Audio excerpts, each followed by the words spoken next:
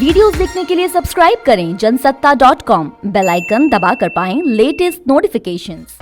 नमस्कार, जनसत्ता में आपका स्वागत है। 25 जून 1975 की आधी रात इंदिरा गांधी सरकार ने आपातकाल की घोषणा की। इसके बाद सियासी गलियारों में उथल पुथल मच गया।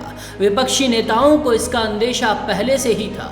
जॉर्ज फर्नांडिस, नानाजी देशमुख और सुब्रमण्यम स्वामी जैसे कुछ नेता तो अंडरग्राउंड हो गए, लेकिन आडवाणी और वाजपेयी जैसे तमाम नेताओं को गिरफ्तार कर लिया गया। उधर आम लोगों को पता ही नहीं था कि इमरजेंसी का मतलब क्या होता है। सड़कें सूनी हो गई, पुलिस की गश्त बढ़ गई।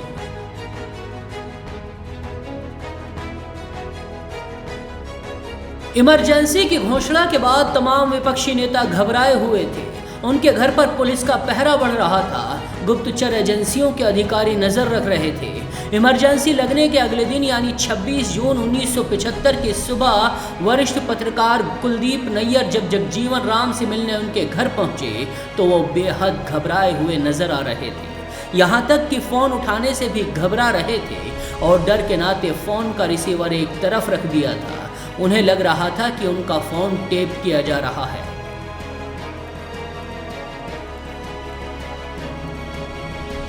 विपक्षी नेता तो इमरजेंसी और इंदिरा गांधी सरकार की आलोचना कर ही रहे थे।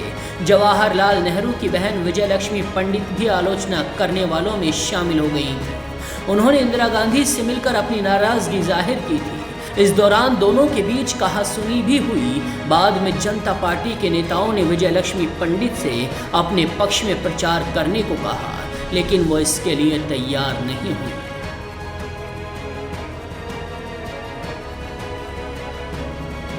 इमरजेंसी की घोषणा के बाद विपक्षी नेता तो निशाने पर थे ही, पत्रकार भी निशाने पर थे।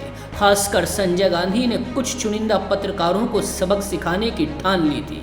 उन्होंने तत्कालीन सूचना प्रसारण मंत्री इंदर कुमार गुजराल को फोन करके प्रेस को दुरुस्त करने का हुक्म दिया। उनके लहजे और आदेश पर गुजराल गुस्सा हो गए और दो टूक कह दिया कि वो उनकी मां के सहकर्मी है, ना कि संजय गांधी के घरेलू नौकर। इसके बाद 28 जून को गुजराल से सूचना प्रसारण मंत्रालय का प्रभार ले लिया गया और विद्या चरण शुक्ल को सौंप दिया गया।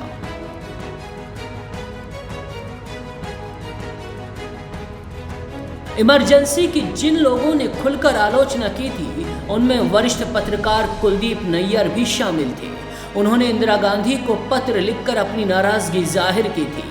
नैयर को अपनी गिरफ्तारी का अंदेशा था। एक सुबह पुलिस वाला उनके घर आ धमका। नैयर ने पुलिस वाले से कहा, आप घर की तलाशी ले सकते हैं, लेकिन पुलिस वालों ने कहा, हम तलाशी लेने नहीं बल्कि आपको गिरफ्तार करने आए हैं।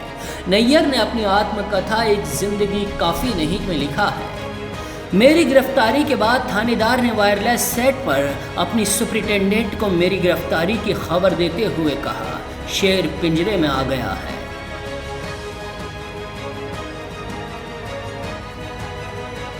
कुलदीप नैयर को जब पुलिस ने गिरफ्तार किया तो जीप में बैठा कर जाने लगे और जीप स्टार्ट ही नहीं हुई। तमाम प्रयास के बाद जीप को धक्का मारा गया। इसमें कुलदीप नैयर भी शामिल थे। इस तरह से वो खुद पुलिस की जीप को धक्का मारकर जेल पहुंचे। वहां उनकी मुलाकात असिस्टेंट पुलिस कमिश्नर बरार से हुई। बरार ने उन्हें देखते ही कहा, मैंने पिछले हफ्ते ही आपकी किताब पढ़ी है, मैं आपसे मिलना चाहता था, लेकिन सोचा नहीं था कि इस तरह मुलाकात होगी। बता दें कि कुलदीप नैयर की रिहाई के बाद बाकायदा टैक्सी से उनको घर भिजवाया गया था। इस सियासी किस्से पर आपकी क्या राय है, हमें कमेंट सेक्शन में ज़रूर बताइए और ऐसे ही सियासी किस्सों के लिए बने रहिए जनसत्ता के साथ।